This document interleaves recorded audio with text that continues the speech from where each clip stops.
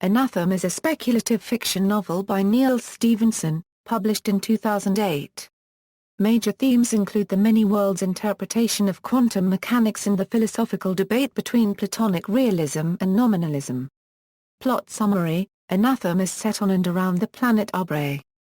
Thousands of years prior to the events in the novel, society was on the verge of collapse. Intellectuals entered consents, much like monastic communities, but focused on intellectual endeavors rather than religious practice. Here, the Avowed Euro-intellectuals living under vows and separated from Zarkula society, Fra for male Avowed and Su for female Avowed Euro retain extremely limited access to tools and are banned from possessing or operating most advanced technology and are watched over by the Inquisition, which answers to the outside world. The Avowed are forbidden to communicate with people outside the walls of the consent except during a PERT, a 10-day observance held only once every year, decade, century, or millennium, depending on the frequency with which a given group of Avowed is allowed to interact with the Zarkula world. Consents are therefore slow to change unlike the rest of Arbre, which goes through many cycles of booms and busts.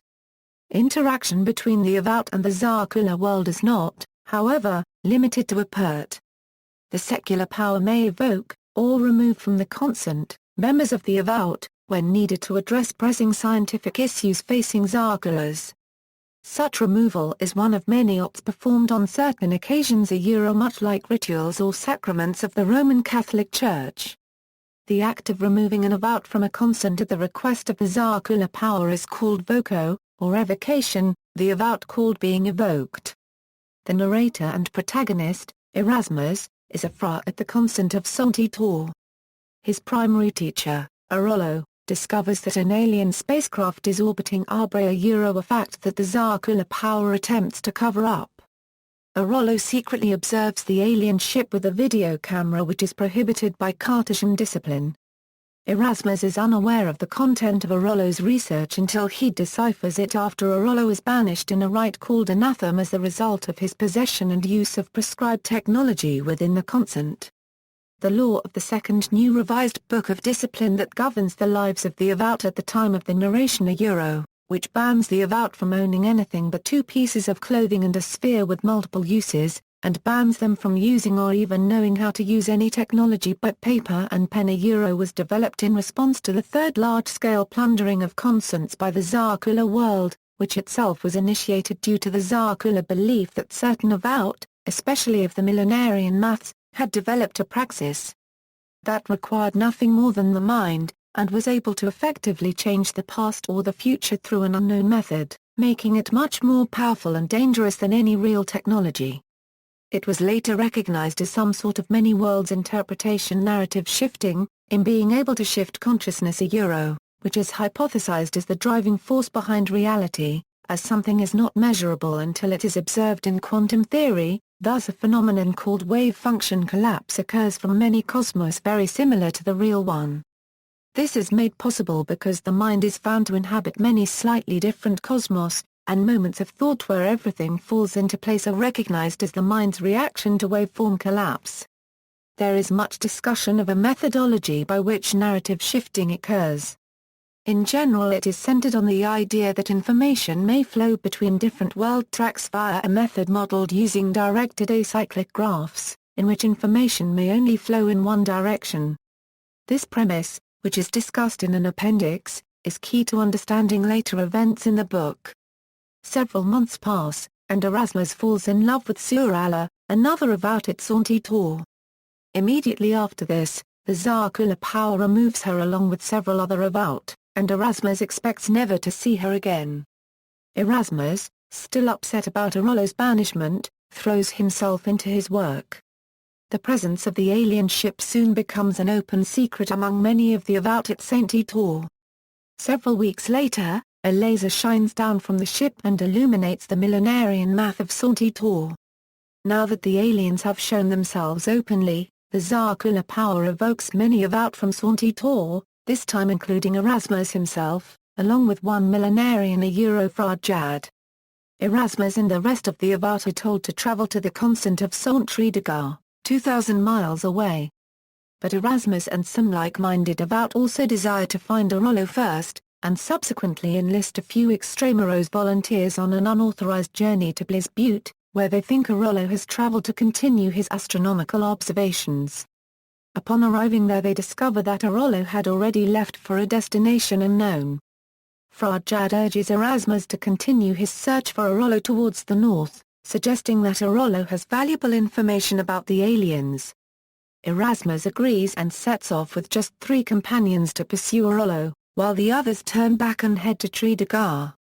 Along the way, they determine that Arollo's destination is likely to be the isolated former consent of Orythina, far in the opposite hemisphere of Arbre. They also acquire another companion named Ulas Crade, a tough wilderness guide with skills important for their trek. By this time, the aliens have come to be known as the Geometers because of a graphical proof of Pythagoras' theorem seen inscribed on the hull of their ship. After a dangerous journey over the planet's frozen pole, Erasmus and his comrades eventually arrive at a consent-like establishment called Orythina, and reunite with Fra Arollo. Arollo holds discussions with Erasmus about the nature of the cosmos and consciousness, and how he believes that the Geometers are not simply from another planet, but from another cosmos which is influenced by Arbre. During the discussions between Arollo and Erasmus, a small spacecraft lands on Orythina. A female Geometer is on board, but dead of a recent gunshot wound. She brings with her 4 vials of blood presumably that of the Geometers and much evidence about their technology. Shortly thereafter, the Geometers propel a massive metal rod at a nearby volcano, triggering an eruption which destroys Orythina. Arollo sacrifices his life to ensure the safety of the dead Geometers' remains, an event that leads to his canonization as Saint Arollo. Erasmus soon arrives at Saint Tredegar, which is home to a joint conference of the About and the Zarkula power dedicated to dealing with the military, political, and technical issues raised by the existence of the alien ship in Arbre's orbit.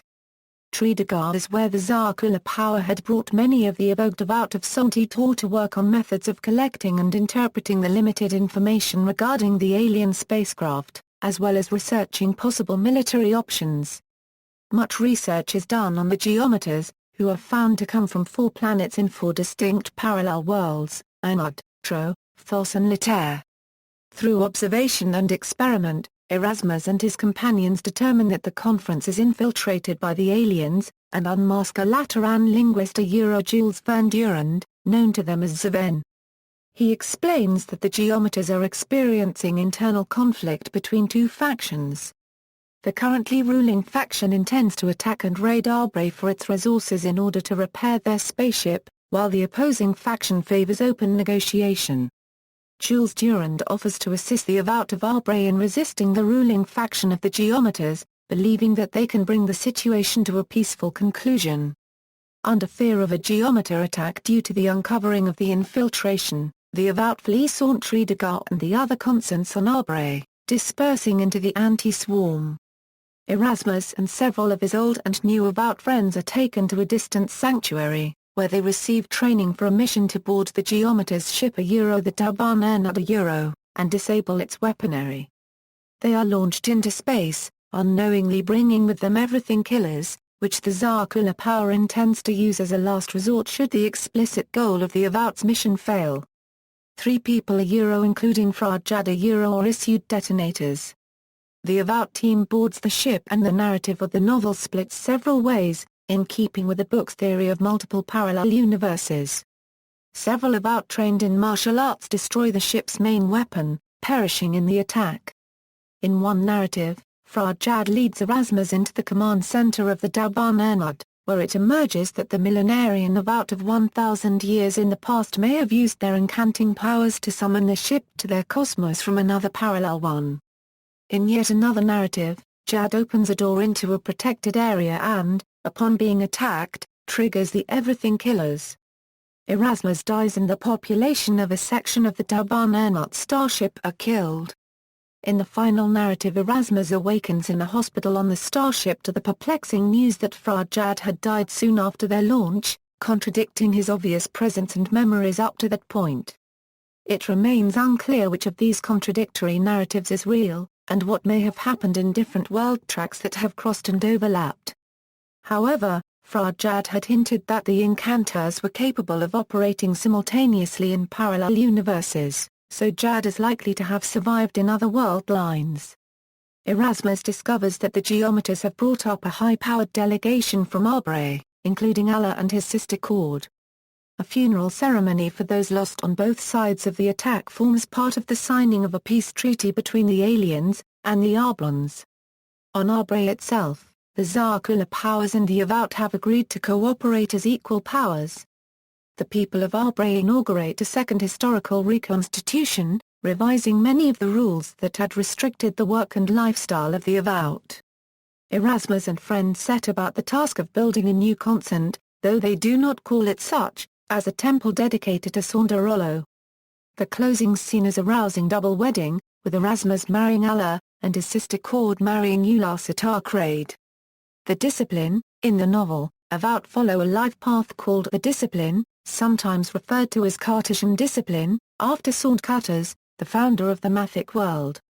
It is a set of rules governing what is allowed for Avowed to know and or do, and was codified centuries before the time of the story in the second New Revised Book of Discipline. Chief among these is that the Avowed are separated, both mentally and literally, from the Zarkulum, or outside world. There are different levels of separation. For example, within a consent, there are different terms of residency. There are 1, 10, 100, and 1,000-year orders. Each of these celebrates a Pert, a festival opening the consent to the outside world and allowing the flow of information between them, on an interval determined by that number. For example, a 10-year order would celebrate a Pert once every 10 years, remaining isolated otherwise.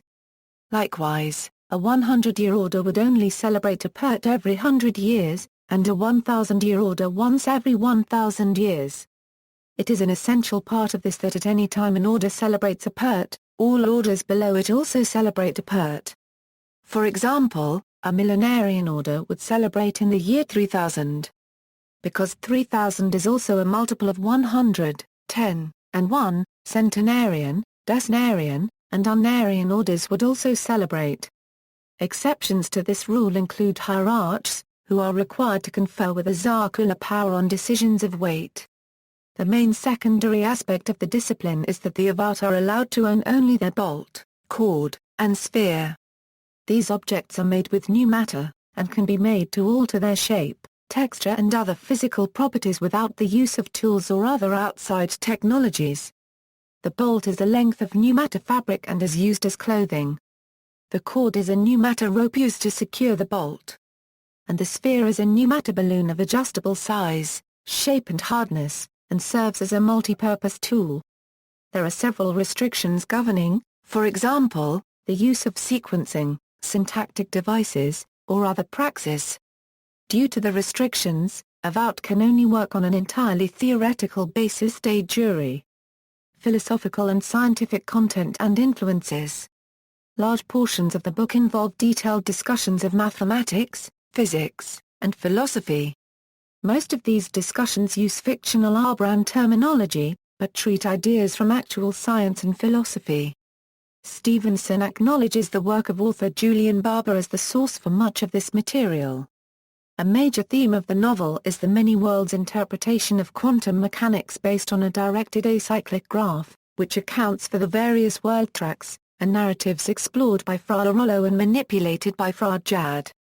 Another major theme is the recurring philosophical debate between characters espousing mathematical Platonic realism and characters espousing nominalism. Stephenson cites the work of Roger Penrose as a major influence on the novel. Specific ideas from Penrose's work include, the idea that the human mind operates in certain fundamental ways as a quantum computer, espoused in Penrose The Emperor's New Mind. Platonic realism as a philosophical basis for works of fiction, as in stories from Penrose's The Road to Reality. And the theory of aperiodic tilings, which appear in the Tegelen puzzle in the novel. Stephenson also cites as an influence the work of Kurt Paragraph Dell, whom the character Durand mentions by name in the novel. Much of the geometer's technology seen in the novel reflects existing scientific concepts. The alien ship moves by means of nuclear pulse propulsion. As an appendix to the novel, Stephenson includes 3 calca discussions among the about of purely philosophical or mathematical content. The first is a discussion of a cake-cutting procedure corresponding to the geometric problem of doubling the square presented in Plato's Meno. The second presents configuration spaces as a way of representing three-dimensional motion. The third discusses a complex Platonic realism, in which several realms of Platonic ideal forms exist independently of the physical world. The mathematical structure of a directed acyclic graph is used to describe the way in which the various realms can influence one another, and even the physical world can function as part of the realm of ideal forms for some worlds downstream in the graph. Characters: Erasmus, the protagonist of Anathem. A Desnarian far from the consent of Soltitor. The neglected son of Slines, he was collected by the consent at the age of 8. Arollo, a Desnarian far from the consent of Soltitor. He is an eminent cosmographer and Erasmus' mentor at the consent, but he's later thrown back for using forbidden technology to observe the geometers in violation of the discipline's isolation requirements. Archibald, a Desnarian far from the consent of Soltitor and one of Erasmus's friends. The estranged son of a Bayesian prelate, he seeks to reconcile religion with theorics. Leo, a Desnarian far from the consent of Soltitor and one of Erasmus's friends.